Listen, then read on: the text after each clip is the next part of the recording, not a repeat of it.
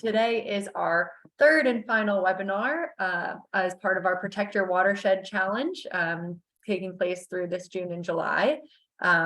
We are so grateful to the Stroud Water Research Center for joining us for these webinars and sharing their expertise and training us to do some really awesome actions that we can take out in our own watersheds. So for those that maybe are joining for the first time for this webinar, I'll go through a quick introduction. My name is Emma Hausman. I'm the manager for community and social impact at Xylem. So I have the pleasure of working with all of Xylem's nonprofit partners on our employee and partner volunteer programming around the world. So today I'm excited to be kicking off this Watermark webinar. So the Protect Your Watershed Challenge, what's the mission here?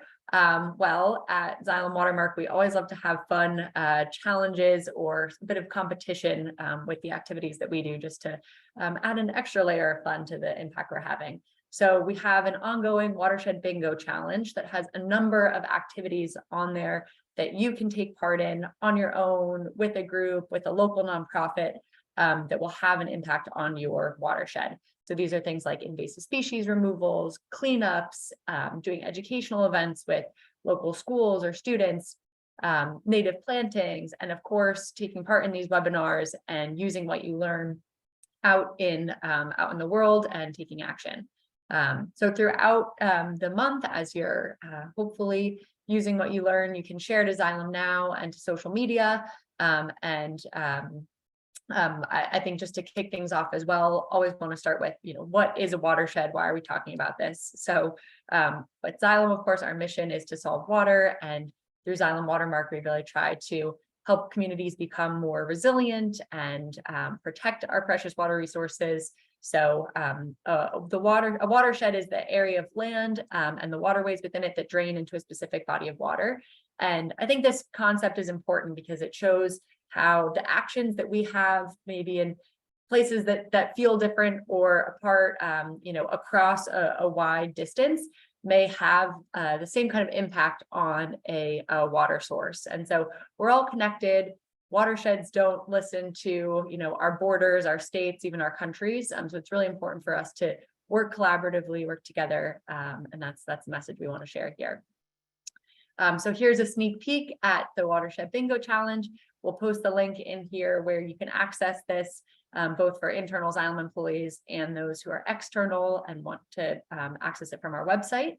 But if you get 5 in a row, you will activate a $10 donation to the Stroud Center, or if you can complete the whole board, which is awesome, and we've seen some people do, they'll activate a $100 donation. And just an extra exciting thing I wanted to share today. We're actually launching sort of to promote the end of the Watershed Challenge as we near the end of July here, some additional social media posts and an awesome article with activist Mina Gooley that has been shared to Xylem social media today. So I encourage you to go check those out. I'll share the posts there. Would love for you to interact, share with those as well, with those in your community, use them as a chance to kind of drive people towards the Watershed Challenge and just build some excitement around this. So there's a couple different ways you can interact with the social content we have out there. All right, and so as I said, this is the third and final webinar in our series. We have all the recordings available up on Stroud Center's YouTube channel and linked to from the bingo board as well. So today we're tackling watershed watching technology that tells stream tales. All right, so without further ado, I'll introduce the Stroud Water Research Center and the webinar today. So if you studied freshwater sciences in college, you've likely encountered principles of ecosystem functioning that actually originated with the work that the Stroud Water Research Center does. They were founded in 1967, and they advance knowledge and stewardship of freshwater systems through global scientific research, environmental education, and watershed restoration. And this helps businesses, landowners, policymakers, and individuals make informed decisions that affect water quality and availability around the world. They are located on the banks of the Wild and Scenic River in Avondale, Pennsylvania, and they're an independent nonprofit organization uniquely dedicated to freshwater science. So the perfect partner for us to have in this watershed challenge. They work at watershed scales with interdisciplinary teams. And so today's program highlights the Model My Watershed, part of the Wiki Watershed Toolkit. It's available at no cost to users around the world. And it's one of their many resources that empowers people to engage with, monitor, and protect their waterways. So I'm going to turn over to Scott Ensign, who's the Assistant Director, Vice President, and Research Scientist at the Stroud Water Research Center, and an ecosystem ecologist and expert. So Scott, over to you. Thanks very much, Emma. Thank you for hosting us in this webinar series. It's been a great opportunity for us to share with your community. Thank you all for joining today. It's so exciting to see people joining from all over the world. It's a great opportunity for us to share what we do. Emma, you gave a great introduction to the Stroud Water Research Center. Thanks for that. But I wanted to follow up here with a picture of who we are, because we are a collection of scientists, researchers, educators, and practitioners working to advance knowledge and stewardship of freshwater systems. We do that work around the world, and we work collaboratively internally and with lots of partners like Xylem to accomplish our mission. So today's seminar is focused on how we can use tools, digital tools and technology tools to understand our watersheds. If you were with us for the last webinar, we talked about different tools that you could use to get to know your watershed. How big is it? What areas does it drain? What different point sources of pollution are there? How healthy is the water by federal or other standards? So we introduced several different tools for exploring your watershed digitally from your computer. But the inspiration there was hopefully to whet your appetite, to get you thinking about the issues that matter to you in your own watershed, and to come up with questions, things that you're curious about, challenges that you see in your community related to water that potentially you could have a solution in. And so hopefully, if you explored those tools and learned a little bit, you started to come up with questions that you were curious about. Again, issues that matter to you, that are relevant to you in your community or somewhere else. So today's webinar is to go to the next step and to explore ways that you can take an active role in measuring and monitoring to answer your own questions. And so I'll share with you as we start here 3 different examples of places that you can go on the web to get water data. So in advance of you collecting your own data and exploring your watershed through measurements that we're going to talk about later this morning, the first step would be to go and see who's done what. And this will start with agencies like the USGS here across the United States. If you're joining from another country, there is likely a national agency responsible for environmental data collection and monitoring. And in the United States, all of this data is publicly available. And there's some really easy web tools to dive in and start exploring what's been measured and what's being monitored in your watershed. And that might lead you towards answering some of the questions that you have already in terms of the quality of your water. Another resource here in the United States is EPA's Water GeoViewer. So this is data that's collected by the EPA in the states and focuses more on the chemistry and the biology of the water, whereas USGS, the Geological Survey in the US, is focused on water availability and quantity. So again, you might find in exploring these tools that you're closer to answering some of the questions that you have about who's doing what and what we're finding in terms of the quality of water and what's being done to solve those problems.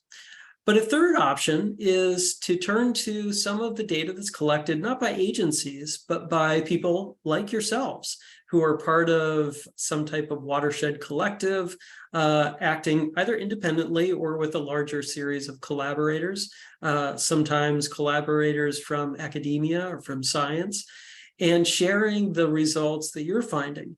And the Isaac Walton League's Clean Water Hub is one example of a web platform that distributes that information for the people who are submitting the data. And we're going to look at another one this afternoon, or a little bit later in the webinar. So that takes us to the role of you in monitoring rivers. And it's not just scientists and agencies that are out there collecting water data. It's also people, citizens who are engaged, who are curious, who are joining some larger effort to collect water data. This is a group of volunteers from the Nature Conservancy in Delaware, and they're doing macroinvertebrate monitoring and water chemistry monitoring as a group, and sharing that data and putting that data to work. And we'll talk more about that as well. So before we dive into too much more detail about what you can do, let's take a step back and think about the different ranges of the different places people come from when we talk about citizens engaged in the science and the research around water. So I kind of divide the whole landscape up into these three different kind of portions, and there's gradations between each of these, obviously. On the one hand, we're all curious. We all like to explore. And so what I'm going to talk about today, and as we talk about watersheds, curiosity and exploration without a specific question is great. That's how we explore, and I want to encourage you to do that. And nothing that I'm going to say today is to downplay the importance of just curiosity and exploration. But you might take it a step further, and we might move towards asking specific questions and asking those questions in a way that we can answer them by collecting data. So we're moving towards a more process-oriented approach, and you can do that yourself. You can do that with your family. But if you move a little bit farther to the right on the other corner of this triangle is where you're working with a group of people who are passionate about a series of questions. This might be a watershed organization in your community. It could be a school group. And if it's all the way on the extreme of incorporating participatory science or citizen science, then there's an aspect of scientific rigor there. And you're playing a role within a larger group of contributing data, your time, and you're sharing those results for some greater good. So that's kind of the landscape that we're looking at and ways that you can involve. There's a role for all of these, none or better or worse. It's just to keep in mind the different ways that you can engage in this process. And I'm going to kind of move towards the lower right-hand corner of this triangle as we work through today. As you think about citizen science or participatory science, you've heard these words before probably. So I want to give you a little bit of flavor of some of the impacts of that. So let's talk about some examples of the ways that people collecting data like yourselves can make an impact by collecting and sharing that data. So here's an example from Eastern Pennsylvania, a group in the Delaware River watershed. And there's a stream that runs through their watershed, but the mystery is that every once in a while, overnight, the stream dries up in a moment. And it happens to dry up because there's a large quarry nearby that's drawn down the water level, and sometimes sinkholes appear in Primrose Creek, and the stream just vanishes. This obviously isn't good for streams if the stream just disappears periodically and leaves all of its residents stranded high and dry on rocks. So there's a group, Francis Collins played a large role here to implement some monitoring technology so that they could detect when the stream was drying up. And this has played a role in them sharing with the community and those stakeholders involved what's actually happening, because it wasn't something that was being monitored as effectively by agencies. So these citizens played a really important role by collecting data and communicating that data. Here's another example. Citizens around Somerset Lake, here again in southeastern Pennsylvania, have a problem with sediment in their lake. But nobody was really doing the work to measure how much sediment was coming into the lake. So a team of local scientists, citizens, started monitoring that sediment input, came up with data that they then shared with the Board of Supervisors in pursuit of some answer to this question, some response to the challenges that the community had. Again, citizens putting data to work towards some solution. Here's a final example. In Philadelphia, we have a big problem with winter road salt contaminating our streams. And the Tacony-Frankfurt Partnership is doing monitoring of road salt runoff. And they're putting that data to work through public communication, sharing that data. And this led to a series of media exposures, the Philadelphia Inquirer article that led to a meeting with the Philadelphia City Council to explore how to manage this problem. So again, a problem that citizens could address by collecting data, putting that data to work to find some solution. So these are examples of the roles that citizens can play in advocating for solutions. So let's go to another level of detail. So as we think about asking questions about your watershed, let's talk about questions. So there are good questions and there are not good questions. So for example, if you wanted to ask a question about fish quality in your stream, you might say, is my fill in the blank, your favorite stream, wherever and whatever stream that happens to be, is a good habitat for fish? Well, that's a difficult question to answer. A better question would be, is the temperature of my stream cool enough for trout? Aha. Now we're talking about temperature. We're talking about a particular kind of fish.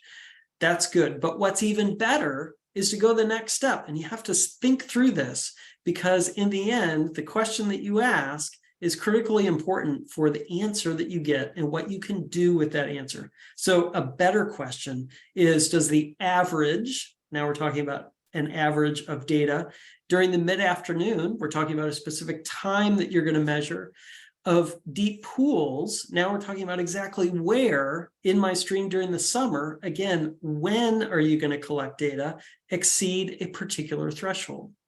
So there are good questions and there are bad questions. So think through the questions that you have and keep specifying what the challenge is, what you need to measure. And what you're going to find is that the best question actually includes some indication of the data that you're going to collect and how you're going to analyze it before you even pick up a pen or a monitoring device that we'll talk about to do that. So really, a lot of the homework starts at the front end. Our friends at Dickinson College, who run the Alliance for Aquatic Resource Monitoring, have some great tools that you could use for this. And you'll see in this kind of project planning study design that it's those exact questions that play out that you need to answer on the front end. You're curious about your watershed. You're framing questions about your watershed. What are your objectives? What do you want to do with that data in the end? And then start asking the who, what, when, where, and why. Now, if you're on the corner of the triangle where you're working with a group of people, perhaps leading or participating with a group of people to answer questions, then you need to think through some things like a quality assurance plan that dictates how you're going to collect data, a quality control plan to let you know if the data you collected meets the quality objectives you set out to accomplish. And then ultimately, how are you going to analyze and present your data? So Alarm has some great resources for you to use in answering those questions and thinking through that process. But the EPA here in the United States does as well.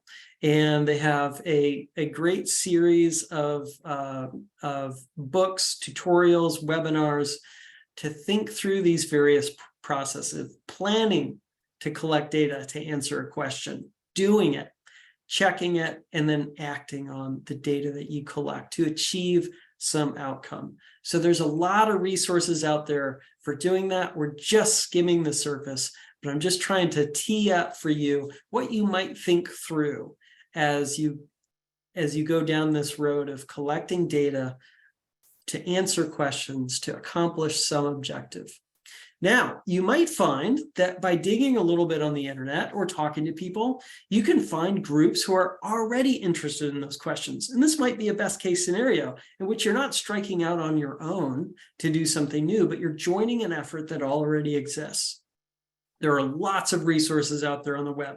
I'm just going to mention two here. There's scistarter.org. You can search for citizen science projects that have different levels of involvement from research scientists.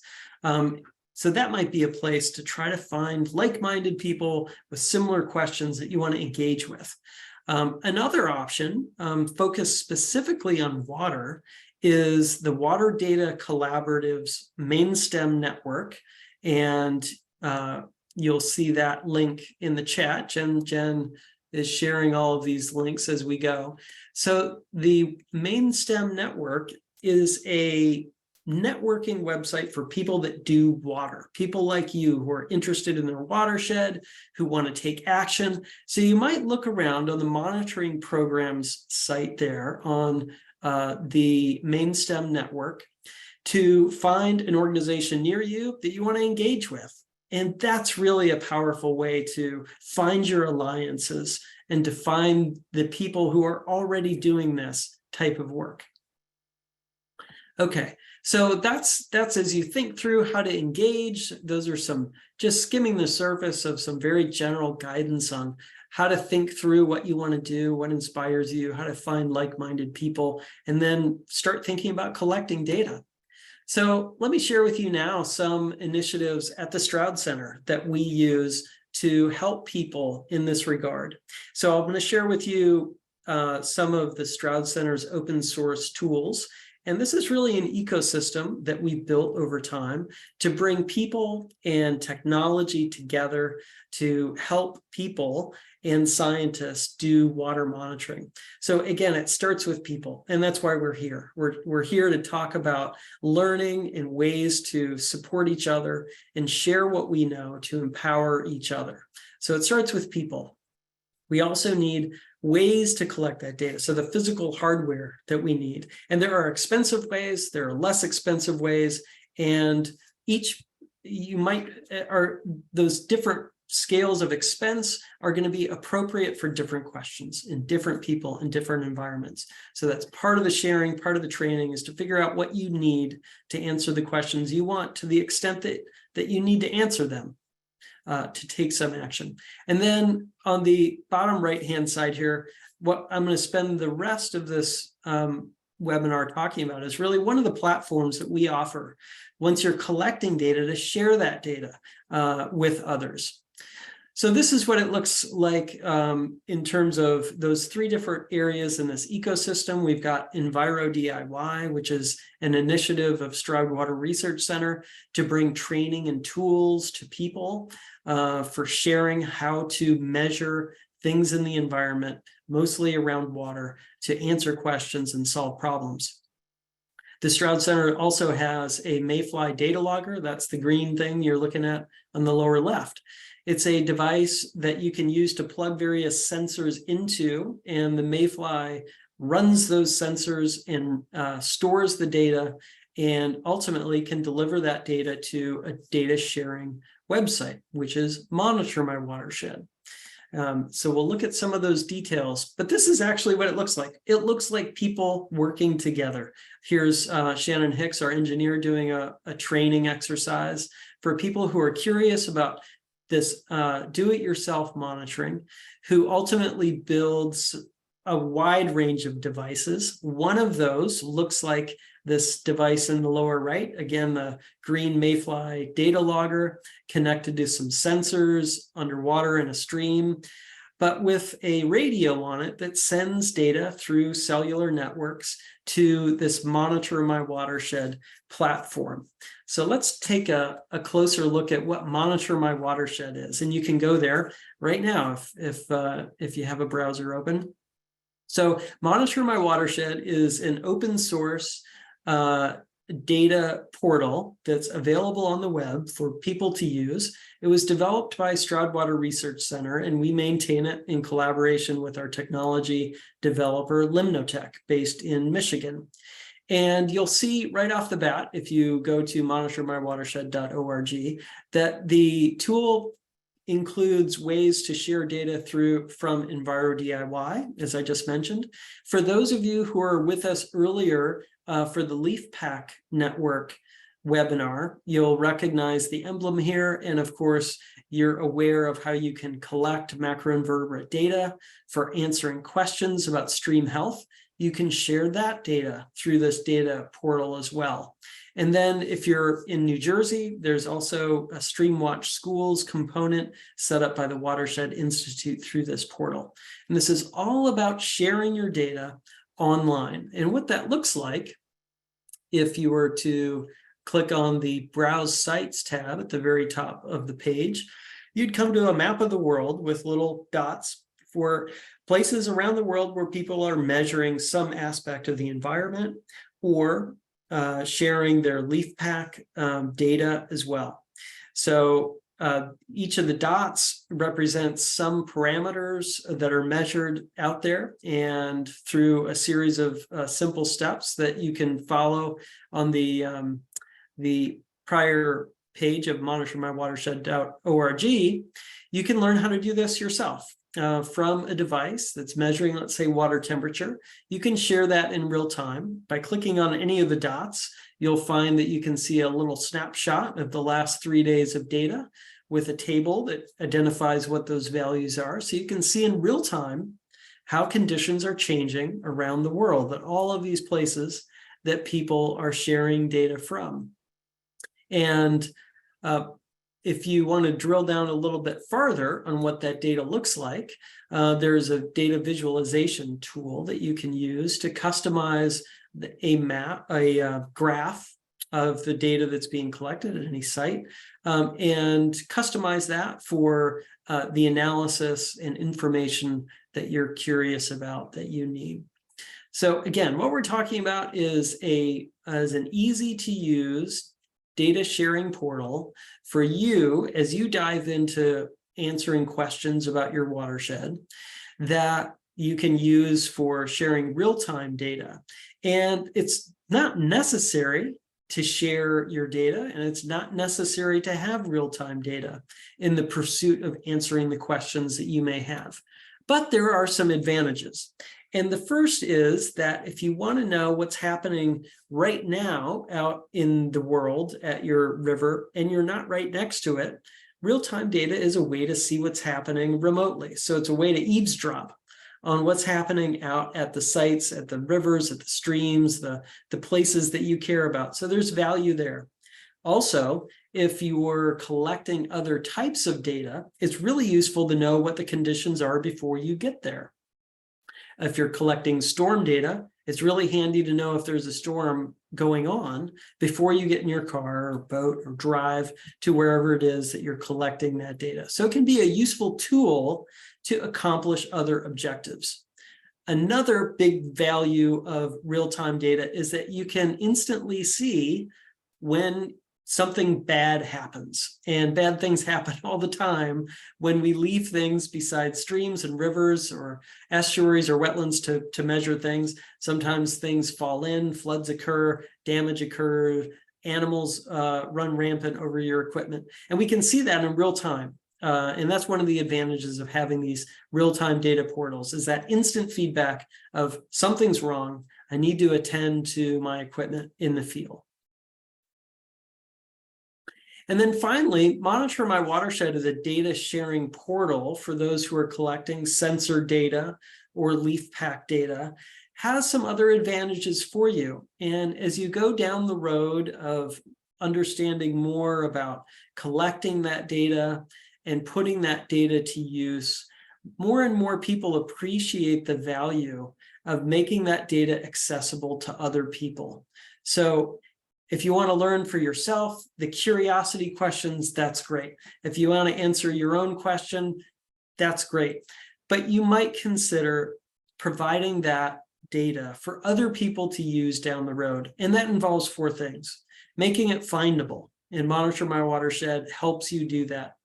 It helps make the data accessible. So again, if you're interested in sharing that data through various web platforms, accessibility and ways for that data to be interoperable are really key, and Monitor My Watershed does that for you. And finally, there's the opportunity on Monitor My Watershed to share with people why you're doing what you're doing. With a notes section, share what the data is intended for. And if you're along the road far enough to develop quality control practices, share those. And that's a great way to share with other people what the intention of the data is, and therefore how other people might be able to use that data. Okay, so I've skimmed the surface, and I know that there's a variety of different interests out there, so I didn't want to dive down any rabbit hole too deeply. I wanted to share with you some different tools that are on the web that you can use to find what data exists. If you're curious about asking your own questions, I hope that some of the resources that I've provided help you, give you a breadcrumb to start learning, start following the trail, and learning more about how you can join with other people, how you can develop your own monitoring and measurement capabilities to ask good questions that can be answered in a way that leads to some outcome. And again, as a scientist, as a group of practitioners here, we're all interested in what is the outcome.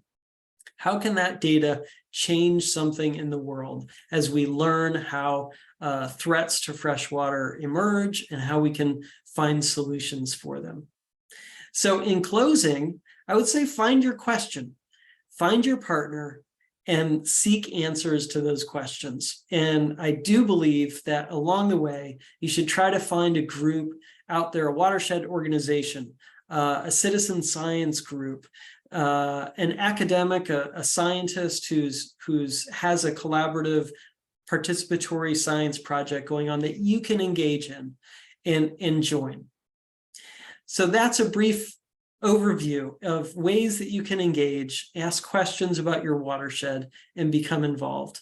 And as we close this series of 3 webinars through the Watermark program, Emma and Xylem and your team, thank you very much for the opportunity to participate. And for all of you who have joined in different time zones around the world, we greatly appreciate your time and your interest in joining with us to learn about the ways that you can engage in watershed science. So thank you very much. I'll look forward to questions, and I'll turn it over to Emma.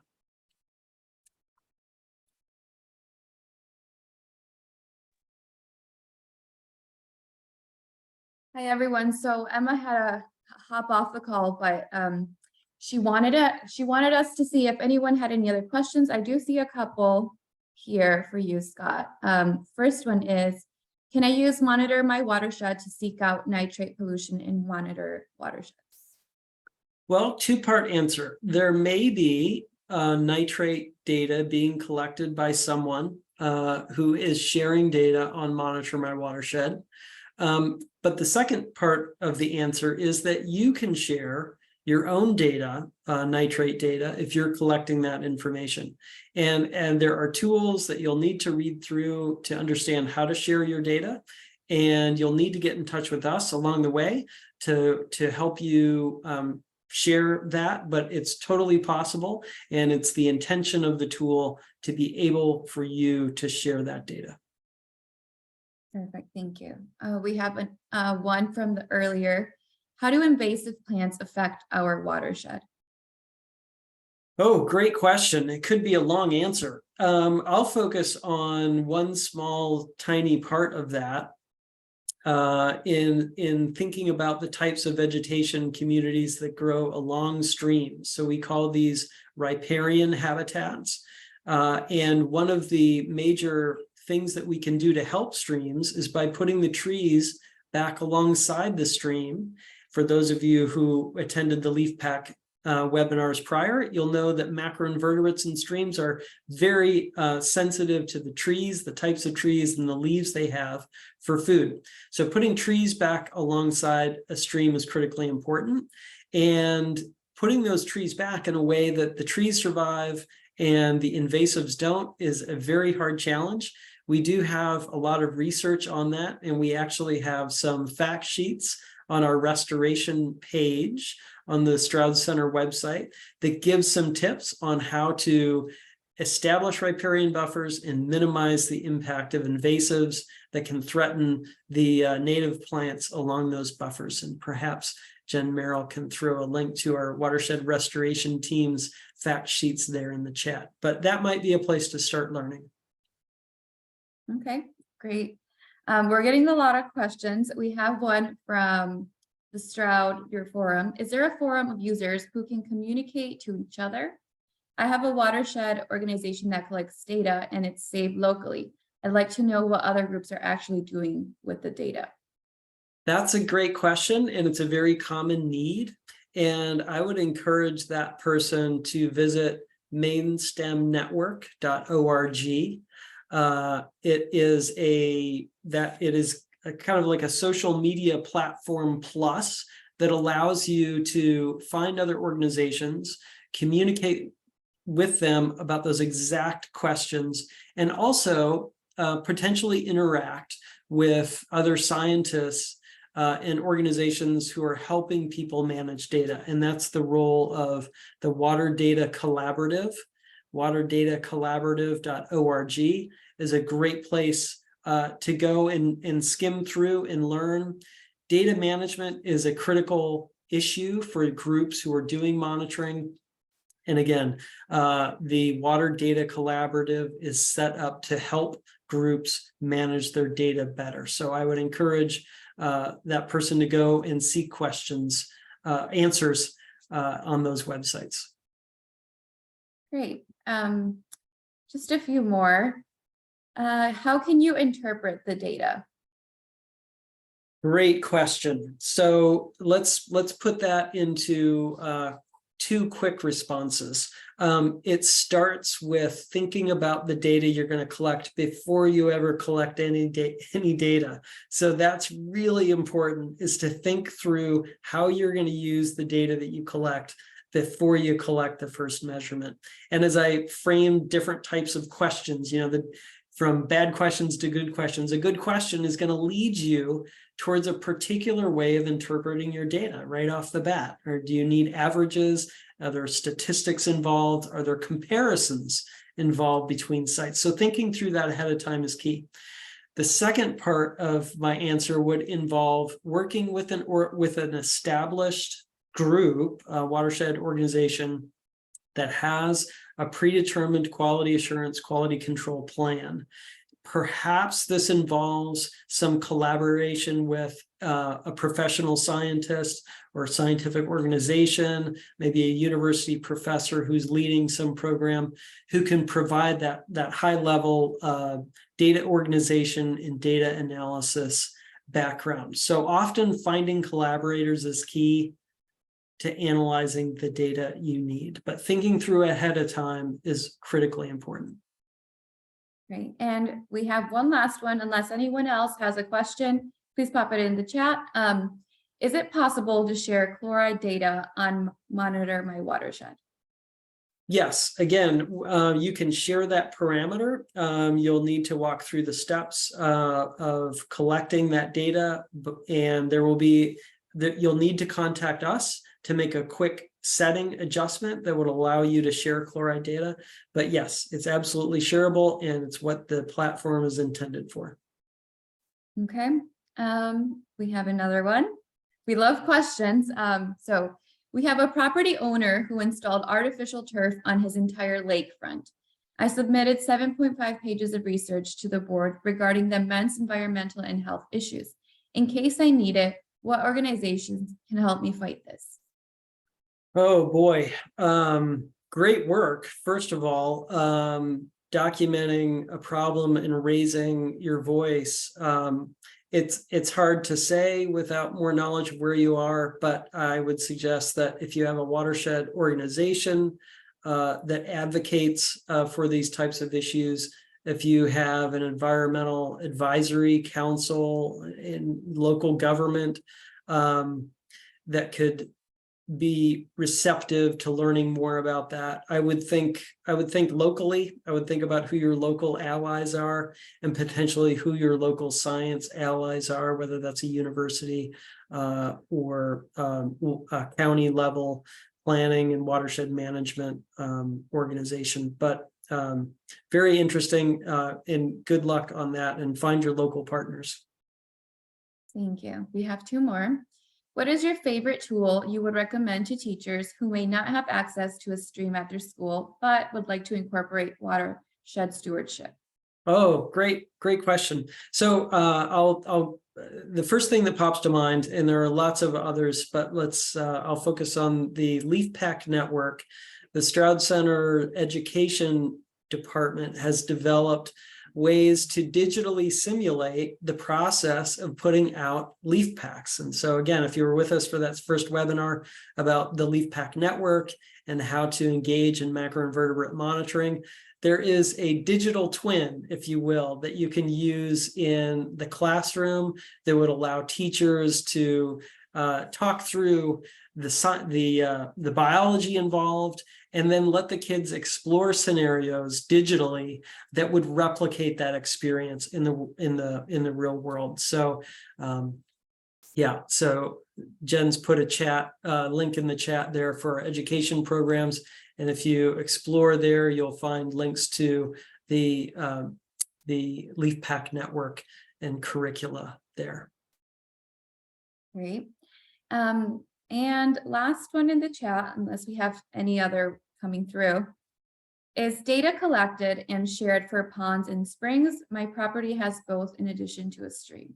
Oh yeah, so we're talking about all kinds of water features, whether that's springs or lakes, estuaries, oceans, and Monitor My Watershed is not limited to water data necessarily. You can also share air data, air quality data, soil data as well. So broadly speaking, it's made for environmental data, but we use it at Stroud Water Research Center for all things water. Okay. Well, we don't have any more questions at the moment, and we have about 15 minutes left. So if anyone else has a question, if not, we, as part of Xylem Watermark, would really like to thank the Stroud Water Research Center for partnering with us on this watershed event in June and July. I don't think we could have found a better partner to help us share information and inspire others to protect our watershed. If you haven't seen in the chat, there are many useful and helpful links that you can use. And don't forget to follow the Stroud Water Research Center on their YouTube channel. And do you guys have other social media also? We do. We have Instagram and others, and Jen can help me if I buy a little bit of time here and talk slowly and keep talking. She can throw those links in the chat as well. Yeah, Facebook, Instagram, Twitter, LinkedIn. We're there. Perfect. And if you missed the previous webinars, as we said in the beginning, please visit the YouTube channel. If you're part of Xylem, we have them on Xylem now, so you can also access them there. But other than that, thank you so much, team. You guys are wonderful. Thank you so much for teaching us about how to protect our watershed. I know that this is applicable in all over the world, so not just limited to the US. If anyone is interested, please contact them, and we're really happy to keep working with you. It's been a pleasure. Thank you so much. And thanks to all of you who have joined over the past 3 sessions from all over the world. And a virtual applause, anyone that's behind the screen, to the Stroud Water Research Center for all their great work.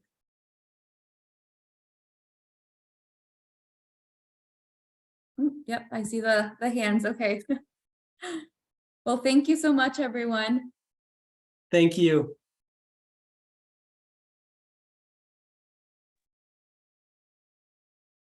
Thank you